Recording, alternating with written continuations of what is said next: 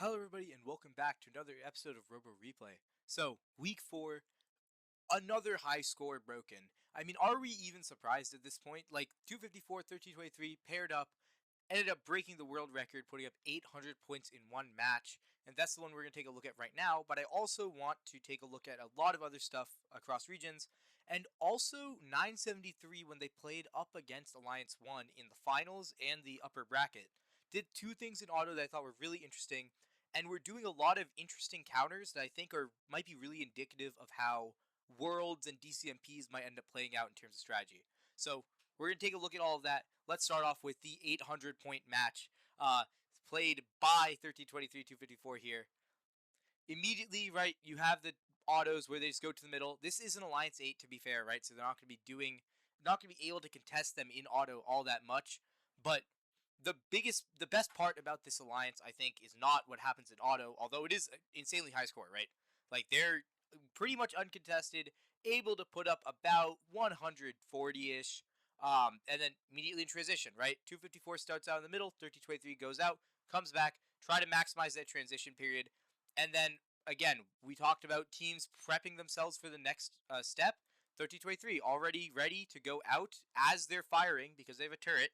They can go out towards the zone, and as the transition period ends, they're getting ready to go steal fuel from the middle and pass it back to themselves. So it's just really nice from them. But the interesting thing here is how they play this scenario. So what I mean by that is they're off periods, where they're not scoring.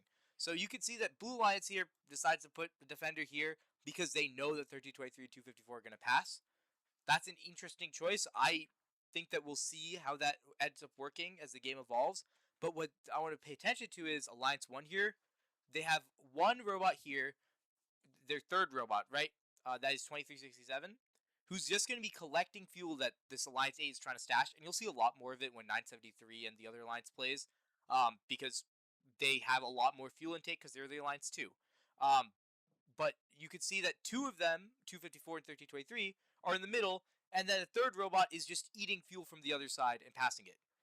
And so basically you end up starving the other alliance of being able to go back to the middle and collect fuel whenever they want to go replenish themselves, right? Because if you have the robot here eating up all of their fuel, and then you have two robots in the middle eating up everything they're scoring, and you're putting it all back to yourself over here, then there's nothing you can do in terms of Alliance 8 unless you have a third robot here that's actively passing back.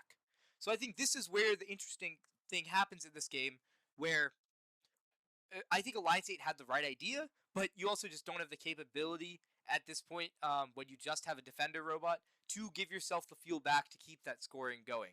So if you have two robots here that are scoring, right? And then Alliance 1, let's say, 254 and 1323 in the middle, eating up all the fuel you are scoring, and you have a third robot here that's passing back.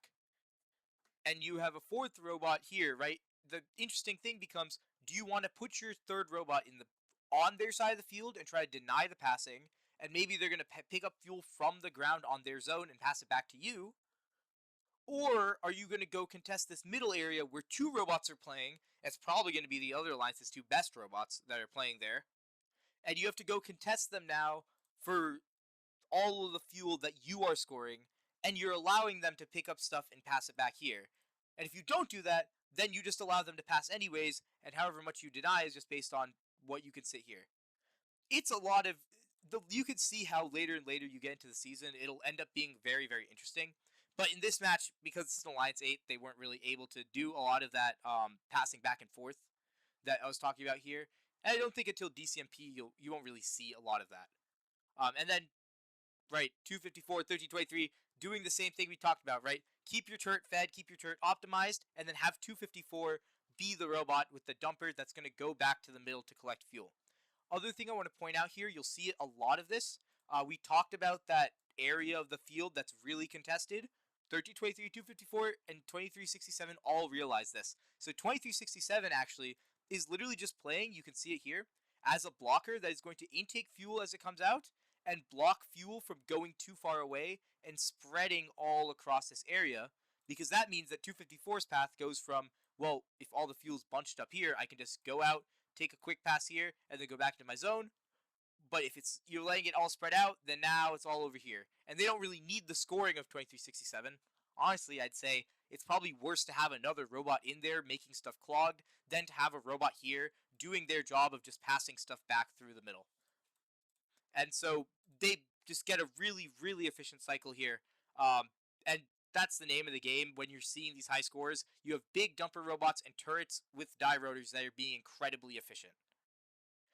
And then again, we see going back, 2367, go back to the other side and start stealing fuel. And the other thing that we see is when there's a lot of lower scoring alliances, fuel ends up piling up against the wall a lot of the times. And so you won't end up seeing high scores, even though an alliance might be a really, really high scoring match, like 3 incredible robots in one alliance, but you won't see a high score because all the fuel's over here. But because of the way Alliance 1 plays it, they're able to get all the fuel that would be over there, pass back to themselves, and then 2367 doing a great job in the middle here, setting up 254 for collects, pushing fuel, hurting it into 1323's area, trying to keep them as well fed as possible, and just trying to keep them completely optimized. And I think it works incredibly well, right? You can tell from the fact that it's 800 points, it's working really well. But the later and later you get into the season, I think this robot, if you're going for a double turret, I think that might be your role. Because, you know, you can have 2 streams going 2 different directions, perhaps. If you're looking at a Jack in the Bot, that might be the best robot ever for passing. And then maybe as you get later in the season, you'll have one die rotor turret playing offense, one like Jack in the Bot passer style robot, maybe a dumper playing in the middle of the field. And then you have a defender or someone who's cleaning up from the other side of the field and you're playing 1-1-1. But these are all like very different strategies that you can pull off, and that's what's so fun about this game, is the later you get into the season, the more chances you have to innovate on that type of style and see what is working, what's not, how can we counter this style with another style. I hope that no one style ends up working perfectly well, because there's a lot of dichotomy in this game. I enjoy it a lot. But now, to get into the actual really cool stuff, right? Obviously, the strategy is incredible from these teams. The scoring is really good. But I want to look at what 973 tried to do to take down this alliance, because even though it didn't work, I really love some of their autopathing and their general strategy of that alliance as a whole. Alright, this is match 11.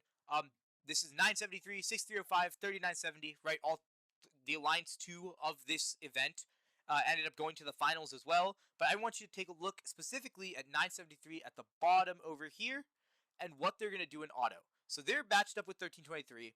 And they're pretty much aware of the fact that they're not going to be able to win in auto in a race against them, right? So look at what their auto pathing is. They actually wait a little bit for 1323 to go, let 1323 collect, and go eat from the middle of the fuel pile to try to collect as much as possible. And they actually end up with like an almost full hopper, right? Like that hopper, maybe it's not like full, but that's a pretty solid amount of fuel that you get. And because that all comes from the fact that they have an auto where they know they're going to lose to 1323, so they just wait, let them collect, and then we're going to go back and just make sure that we can get our portion of fuel. And even though we know we're going to lose, it won't be as bad as us getting knocked off course, because 1323 has their bumpers like this, and then now we've completely messed up our auto, and now we scored nothing, and the match is basically unwinnable because it's 1323 and 254 on the other side who are scoring against you.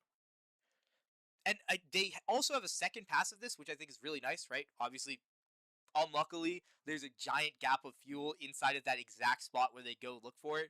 So if they make it a little bit deeper, they would actually end up getting 2 full hoppers worth of fuel, even though they've conceded like a lot of space to 1323 in that auto, which I think is a really, really nice type of auto if you know you're going to lose and you've timed yourself.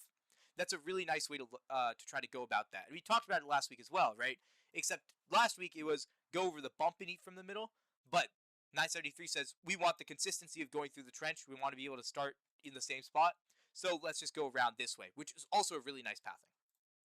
And so what does 973 and this alliance do to try to make up for this loss of scoring, right? They have a defense robot playing, and then 3970, 973 also both scoring the entire time.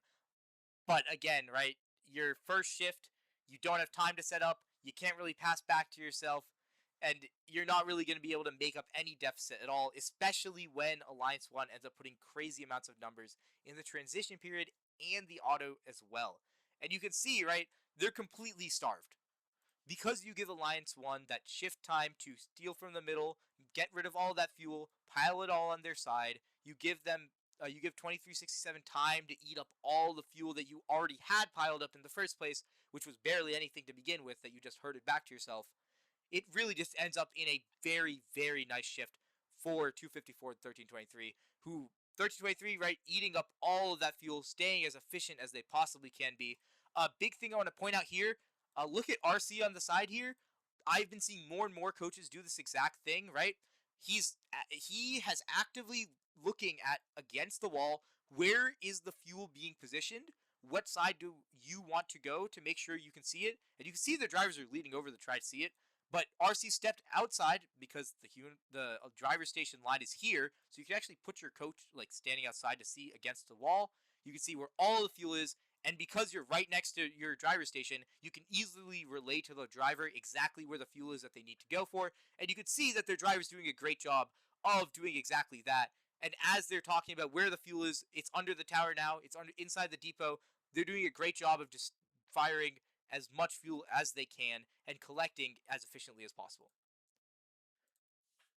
Very, very good job from them. And you can see, I think, here is a lot more visible from 2367, right? You can see they're actively intaking like half hoppers worth of fuel, throwing it out for 1323 to pass back to themselves, and then going back and eating more fuel. And they've basically just fully starved 973 of any fuel. And especially because 973 is a sort of dumper bot, they don't really have a turret where they can go hunt on the move and shoot at the same time. It means that they're literally having to go search for one or two fuel at a time and try to put all that in there. You can see they have barely any fuel at all because 2367 is doing a great job starving them, passing it back to the middle. And you can see 2367 at this point sitting in the middle, bumpers as wide as possible, intake out, so that all the fuel can just go line up against them. And now they pick up some of it, right, and are dumping it back into the Alliance for 1323 and 254. And when 254 comes out for a pass, where's all the fuel? Well, there's going to be a bunch of it just sitting right there. Obviously, 254 doesn't go for it in this case because they're going to pass back to themselves. So because they're passing back to themselves, they want to go for the deeper fuel, because if we're passing, we want to go for the one that's further away. And then as we come back, we can collect all of it on the way back. And 2367 is doing that job here, right? You can see that they're actually working there. And so they're the ones doing it in this case, but the concept still stays the same, where you want to collect the fuel that's close to you as you're coming back. And honestly, I thought this was really interesting, is that 254 ends up going for that sort of passing robot at the end, because 1323 is just like, we want to stay fed, and because they don't have the prep time for 254 to set up as a dumper robot, they just say, okay, 254, 2067, just stay in the middle, we'll collect all the remaining fuel up at the end, because if we have two robots in here, then it clogs it up, it makes it so 1323 doesn't have the easiest pathing in the world, and when two robots are outside, especially with a 254 passing back to you, you'll have a very, very consistent stream of fuel. And so at the very end of it, 254 goes for a big dump at like the very last moment because they collected the fuel that they're not going to pass because 1323 won't be able to score it. So that's really nice of them, right? Get one last hopper out at the end. But I love the idea of having 254 sit in the middle of the field, pass all of the further stuff away, and then let 2367 in the endgame period be the ones getting the close stuff, because 254 has the passing capability, 2367 has the ability to pick up that fuel in their hopper and just herd it in. And so you give your robots the perfect amount of what they need, what they can do, and you use it to the full potential, which is really, really well done from Alliance 1 here. Now, one last thing I want to check out from this Alliance 2 is 973's pathing in auto, and then we'll get to the next match, which, another incredible event, the Ontario District event this week, with like 5 or 6 or almost 7 insane teams that were all playing there. We'll check that out right after looking at 973's auto pathing. Alright, let's take a look at 973 here, right? Now, auto pathing, same thing again, they're going to contest 1323, but this time they decide to go for a bit more of a gamble. They'd say, we're not going to go for this auto where we know we're going to lose, we're going to fight you for it. And take a look at what happens here. So 1323, right, their bumper configuration is, we are going to try to swoop like this and use the corner of our bumper to try to push all of the fuel to our side. And 973 is actually very parallel in the way that they do it. They're just going to go parallel bumpers here and go forward and try to eat it. And just straight. And they're not going to take too much out, but they're just going to try to go parallel and try to deny 1323 from getting that swoop. And look at what happens here at the interaction. 1323 actually gets bumped off, and 973 obviously gets bumped, right? But it ends up with 1323 because of the way that they path their auto, in that they're not going back through the fuel pile, and they're just going out once and coming back. It means that they didn't end up with nearly as much fuel as they did the first time, because their bumpers just ended up getting smashed into 973's parallel position, and then they didn't end up getting nearly as much because both of them got smacked. And obviously 973 doesn't have as much of a full hopper as last time, right? They do have less fuel, but you've now limited 1323 from doing one of the biggest parts of their, one of the most effective parts of their robot, which is that first pass in auto, where they hoard all of the fuel over to their side in auto and allow their second part to go through it the entire way, fill up a gigantic piece of hopper, and also push all the fuel onto their side for the transition period, where now you have a 254 and 1323 ready to go steal all of that at the start, and now starve you from the get-go. So really nice from 973 here, auto-pathing wise. Interesting that something I didn't really see before is that parallel bumper to the line versus this kind of swoop bumper, how that interaction would work. I wanted to point it out here because, I mean, if you are looking at a team that you're like, maybe we can match them in speed just getting to the line, and they're going for that aggressive swoop kind of bumper positioning, you know, maybe if you go parallel bumpers and you're heavy enough to hit them and make them actually stop, you might end up jarring them off their course, and maybe you end up evening out the odds. And obviously, at the end of this, it didn't really end up mattering all that much, because it's 1323 254, but it's still a pretty solid effort from 973, changing their auto pathing to try to allow for that little bit of advantage. Doesn't end up working out, but that's just because 254 and 1323 are two very, very, very good robots, right? And then at the end of this match, they end up winning, right? Not a weak score at all, right? 404 points is incredible, especially when you only have 56 fuel in auto, because you have these two demons on the other side contesting you for points the entire way. But 348 fuel in Tele is nothing to scoff at. Like, it's a very impressive score, but Blast not able to do much just because it's 1323, 254 on the other side.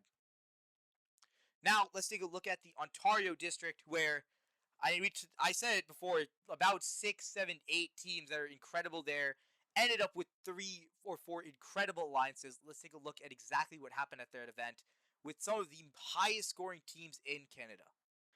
Here we are, Ontario District University of Waterloo event. A lot of incredible teams in this event, but we're going to be taking a look at the Alliance 1 versus Alliance 2 upper bracket match, not the finals where these two ended up meeting and Alliance 1 ended up taking it out. Because of the fact that I thought this match was a lot more interesting in terms of how Alliance 2 played it. And it was also a lot closer than the other ones. So what ended up happening was, we have Alliance 1 on one side, Alpha Dogs, Cybercabs, two incredible teams, 4308, a very, very good third robot that ends up playing pretty well on the other side here. Alliance 2, 2200, BCR, 610, and then 6875, another very impressive defense robot. We'll end up seeing what they do against these two only bumped robots, which is, I think, one of the biggest weaknesses for this Alliance 1 going into this, and Alliance 2 does try their best to exploit it, as we'll see in this match. So, immediately, starting off in auto, right, 610 just makes it there first, in terms of everybody, and then, biggest thing here, Cybercats is really, really aggressive with their positioning. If you looked at their auto, right, you can see they go all the way around. Their bumpers leave that center line because they are so confident 2200 is not going to touch them at all. But what ends up happening is 610 is right there, and then they end up getting penalties called on them because they went for such an aggressive positioning. I believe because of 2200 being a little bit slower than them. 610 does I don't know if that's intentional in terms of auto pathing for 610 to get in that middle position to get a penalty, but it was really, really well played from them. And so at the end of this auto period, you might easily be thinking well, Alliance 2 is up, so surely they're up. Nope, 77 fuel, 84, 7 fuel being the difference between these, and you'll end up seeing that auto basically just loses Alliance 2 the match because they just end up being behind, but they pull it really close. So immediately starting off, right, go out and just collect, right? When you're on that alliance 2, you're just playing a collection period for these 10 seconds, and then try to score as much as you can. Alliance 1 doing that hairpin turn. And the biggest thing to note here is we have 2 passers and we have a defender, right? BCR can't fit under the trench, and 4308 knows this. They play some pretty solid defense, right? It's not even about really the defense itself of like once you're on them. It's more about the, okay, well, what are you going to do now once we've just marked you? And so they try to push him out a bit, move him around, and by the time they actually end up getting back after that first dump of Hopper, there's 1 second left, and all that fuel they just shot out is now completely useless because they couldn't do anything about it. And the entire time, we have 2 incredible passers in the middle that are just dumped fuel to themselves. And so the biggest thing here is that I think that the way that they do play this Alliance 1 is really, it's different than the way Madtown and 254 play it, right? Cavs, obviously a dumper robot. You have the turret robot being the one that is the one that's actually not getting a lot of the fuel. Whether that be by design, of we're just going to pass back to ourselves, and whoever just passes back more will end up with more fuel, or whether that be intentional of we want to feed the dumper robot because they have a higher output. What ends up happening is 4946 ends up with a lot less fuel and a lot less efficiency, so they end up having to go back to the middle because they don't want to eat a lot of the fuel the Cavs have left for themselves. And now, because they wanted to go back to the middle, couldn't because of the defense robot, ended up eating that fuel. Now Cavs are getting defended, and they realize, well, there's no point in going back at this point because there's already a defender robot here because 4946 came over here and pulled the defense robot on the way. Ends up really making it so like 4946 coming over here means that the defense robot follows them. Cavs now trying to get over the bump in the last 5 seconds of their shift to dump off a little bit more fuel, ends up getting blocked inadvertently by the defense robot coming over, and that's all set up because there's not enough fuel for Alpha Dogs over here to just sit and feed themselves. So another thing to take a look at, maybe it's not intentional of we want to feed the dumper robot, but just a thing to take a look at of make sure to look at how the defender robots are reacting to you moving over. And then on the other side, right, the defender robot does end up going down here because of the fact there's so much fuel they end up getting beached. But the thing I want to point out here is, look at this. BCR, again, we talked about them playing triple defense in the comments last week. They're just like, we knew we kind of just lost it anyways. We wanted to see what triple defense would do. I highly respect that. But what they end up doing here is in a match that's really winnable too, right? Like this is close. They end up pulling 2 robots here, leaving 610 on their own to go play in the middle, and say, okay, we can get Cavs. We need you to just lock down Alpha Dogs from getting inside. And they do a pretty good job, right? Look at 6875 here. They're pretty tiny, all things considered, in terms of weight, and they're keeping a really heavy Alpha Dogs out. 610 coming over, doing both passing and defense at the same time, both denying fuel and not letting Alpha Dogs in. So much so to the point where Alpha Dog says, I give up. We're just going to start passing back to ourselves because the defense is too hard. So 2200's strategy of we're going to go, we'll play defense, you make sure Alpha Dogs doesn't get in, make sure they can't use that die rotor to score, make it so Cavs, it has to be used to set up Cavs, does end up working, and it really limits the score. But the biggest thing here that really, at this point, I think if you look at this stage and you don't think that this could go either way, you're a little bit crazy. Because of the fact that there's so much fuel on this side, right? Like a lot of the fuel, there is a lot of fuel on the Red Alliance side, but it's really sparse. And when there's a lot of sparse fuel, what you really need is a turret robot to get back in. And you need a turret robot to go clean all of that up. And if they can get Alpha Dogs in at this point, into their own Alliance zone, then I think they win the match. But the thing is, they've been doing such a great job on defense to stopping Alpha Dogs from getting in the entire time that that's the only way this is really close, is because of that. And now you can see Cavs struggling, right? Because they have to go pick up all this fuel that's sparse, can't do shoot on the move, ending up being less and less efficient. And then it's so unlucky because 6875 just gets baited by Alpha Dogs here on a really nice move by Alpha Dogs. Look at this. So they go back to the middle. 6875, right? The driver station is here. So they're it's kind of hard to see when their Alpha Dogs in the middle here where they are exactly. So as soon as they go to the middle, they head over to the side, and 6875 just says, okay, we're going to make sure they can't go through this bump. But because of the fact that Alpha Dogs does a little spin move here that you just can't see from the driver's station, you can't see that they're rotating there, and now they already have forward momentum to this area, and now 6875 gets caught on the hub a little bit too late, still able to get them up, but then now Alpha Dogs is in the zone with a giant fuel of hopper and just completely unloading, and they're able to use their shoot on the move, collect all that fuel that was giving Cybercavs trouble, and then the match is lost because Cybercavs ends up going back to the middle and gets a hopper because 6875 tries to play a little bit more defense on them instead of staying on that bump. Like, really, really unlucky stuff, and a really lovely move by 4946, intentional or not, to hide behind the hub and block that vision, and just use a spin move, bring momentum all the way, get through, and just barely get past that really solid defense from 6875, which has been good the entire match. So the big thing I want to point out here, right? 6875, it's a very hard position to be in. This is not me ragging on them at all. I think they played a very good match of defense the entire match, and then 4946 just outplayed them with one spin move here. But the thing I do want to mention here at the end that I do think could be improved from them specifically is this last sequence, right?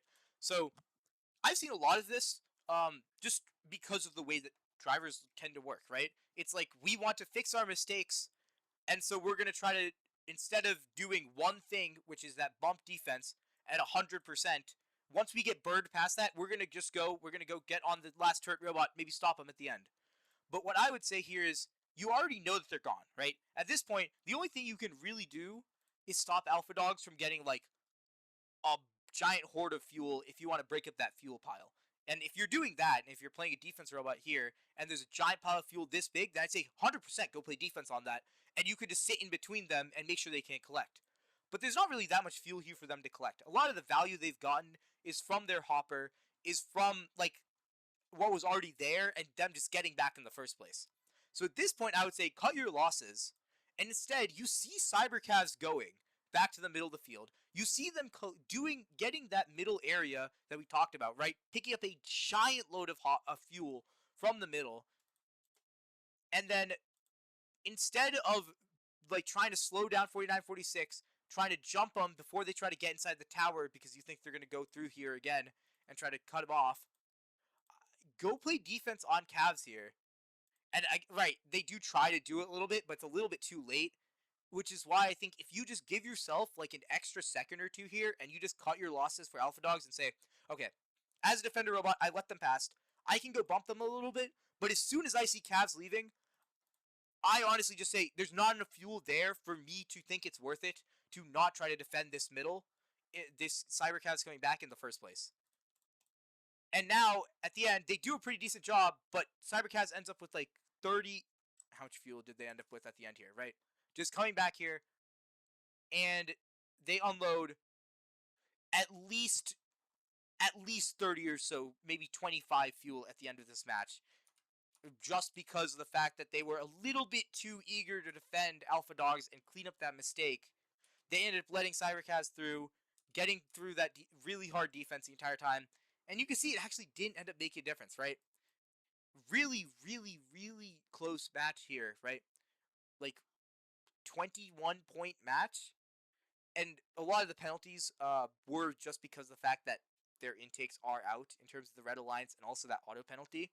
But really close match here, and it was still almost winnable until the very, very end. Just very unlucky that 6875 ended up getting caught not once but twice on things on the other side of the field. Goes to show you how hard defense is. Tower and the hub, both really hard objects to navigate. But either way, Blue Alliance is a really good strategy here. BCR ends up pulling out that defense 2 weeks in a row, and I thought it was pretty effective. BCR did a great job negating Cavs while 6875 ended up shutting down 4946. Just really unlucky at the end that sequence ended up working out the way it did. And then Alliance 1 ended up winning this in the finals as well, ending up getting that blue banner. So very, very impressive stuff from them. Alright, next match I want to take a look at, we're going to jump over to Michigan because there's something here I really want to point out.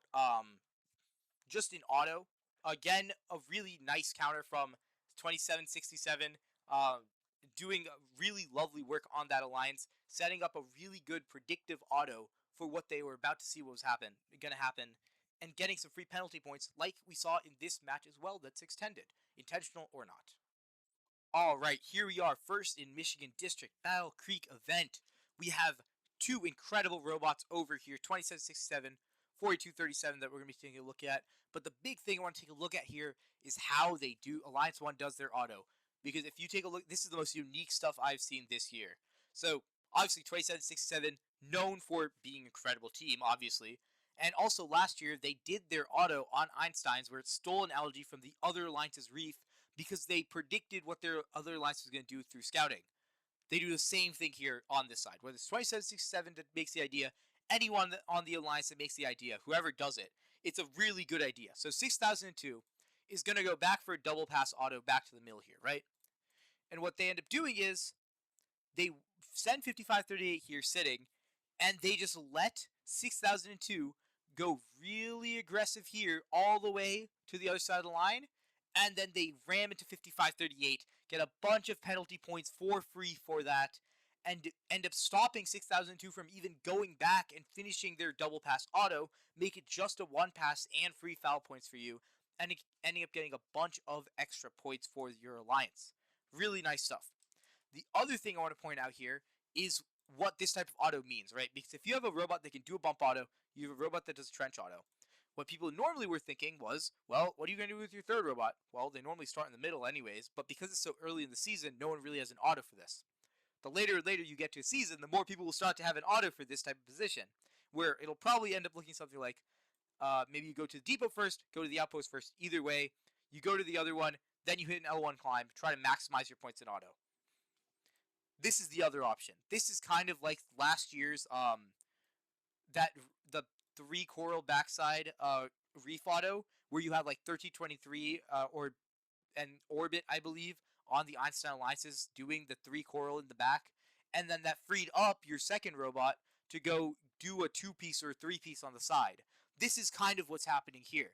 But obviously it's not developed enough because 5538 doesn't have an auto that can go do the scoring part of this yet.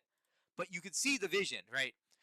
Especially when all of the fuel, you can see, ends up in a line normally, right? After every single auto, because there's 4 robots that are all coming into the area like this in some manner or orientation, there ends up being a bunch of fuel here. And so if you have a third robot that just goes in, and you don't even take your own fuel, right? Because you want your partners to be able to do their double pass and get value out of that. So what you could do is, you could send your robot staggered, go eat all of this, and come back and now shoot all of that into the hub. And now you've taken away the other alliance's biggest source of fuel in their double pass, and probably will end up winning auto just because of that. And in higher levels of play, I think winning auto is going to be a really significant advantage. So it'll be really, really effective for you to try to do something like that, pull that off. It'll be very impressive. So I think those are kind of the 2 auto paths I see working for higher and higher events. And if you have a robot that can do a bump auto like this and deconflict with a trench auto that's staggered, I think you could end up being really powerful. Obviously, you do give up that, like, the opportunity cost of, okay, well, now I have 24 fuel in the outpost and depot that have to be scored. I gave up an L1 climb also because I wanted to do this type of auto. But if you are so confident that you need to stop the other alliance's scoring in auto and you want to eat at their fuel pile to do that, I think it could be really effective. And now in this match, the way they play this is, obviously, these 2 incredible robots on the Red Alliance side, and then 5538 does a really good job here just playing the third robot. So what they do is, on the first shift, they're going to play a lot more defense, and then as soon as they're done playing that defense and it's back to scoring for the Red Alliance, they immediately go to the middle, and they start just playing that hurting robot. And they do a really good job at it too, right?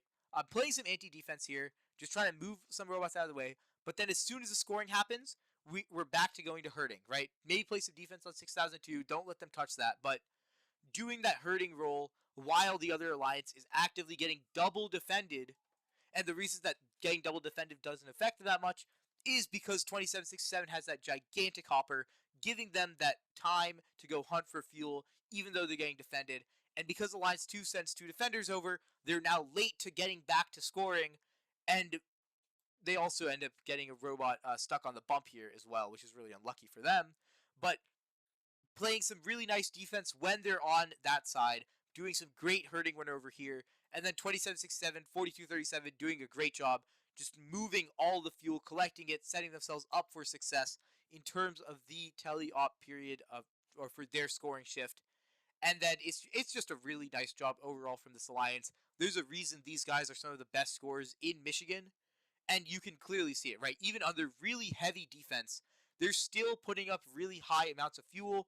They're still able to get past that defense, even as like a turret robot with giant bumpers, where you'd think being that big of a size might be an issue. Not a problem for these guys because they're able to just get that giant hopper full and able to just sit in a corner even while getting defended and just output all of that fuel that they've collected for themselves in the first part of auto, in the first part of that transition period, and then the off periods in Teleop. Really nice stuff from them, and they do end up winning this event and end up winning this match at the end with a score of 466, and that 25 penalty points as well, adding to that score, being really nice for the Alliance 1. Now, for the last match this week, let's take a look at the Peachtree District event. We looked at 1771 and 1833 before. Want to take a look at 1771 again because they do end up barely losing out in the finals in this event. See what happened to allow an Alliance 1 to get upset, which is really uncommon for this type of game. Alright, Peachtree District Albany event. We have Alliance 1 versus Alliance 2. Alliance 2 actually ends up upsetting this match even though they have a disabled robot.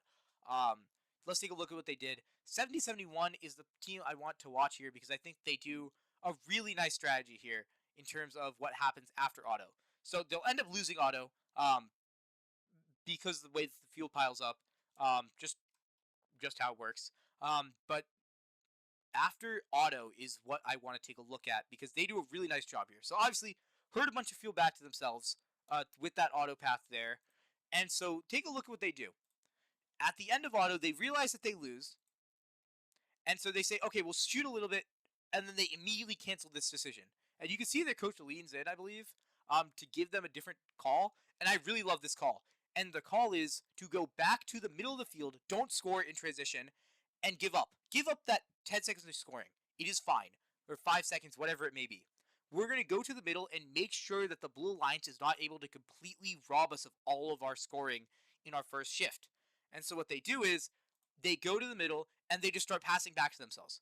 And even while their scoring shift is active, they are going to the middle and passing back. And you could see 6919 and 1002 are having trouble finding some fuel to pass back to themselves because 1771 spent that time passing back. And now, because they spent that extra time passing back to themselves, they're now able to stay pretty much efficient for the rest of the 17 seconds that they end up having in terms of the first scoring shift. And so they sacrifice that 8 or so seconds of their first scoring shift to pass back to themselves, make it so that they're able to actually contribute in a meaningful way and set themselves up so the Blue Alliance doesn't have a gigantic pile of fuel here, right? Because in most alliances, when you end up watching them, when you're seeing the alliance that wins auto come out at the first scoring period, they end up with gigantic piles of fuel on this side. But because 1771 says, okay, we're going to tank our transition period, go to the middle, eat their fuel up so they can't do that, and then essentially have a gigantic first scoring shift, they get rid of that huge advantage, even though they do give up like about a transition shift's worth of scoring period through the transition and in their first shift. I really like this as a strategy. I think it might be one of the best ways to negate the giant stockpiling that was going on from like a 1323, from a 254. Later and later you get into a season. I really like it as a strategy. And then obviously you can see that they're very, the Red Alliance is very keen to doing that type of herding. 4188 just went over to go steal a bunch of fuel from this side. 1771 actively passing back, getting a full hopper, setting themselves up for the final endgame period. And you can see that it shows, right? There's not a lot of fuel left on the blue line side. Obviously, there is a dead robot in the middle of the field, right? Should be noted that they were dead for a lot of the match, so is a little bit unlucky on that side. They could have easily won this match with a lot heavier of a margin if they were working. But even in a 2v3, or almost 2v2 because of the fact the other robot's kind of not moving at all, they still end up in a situation where it's incredibly close, pulling it back.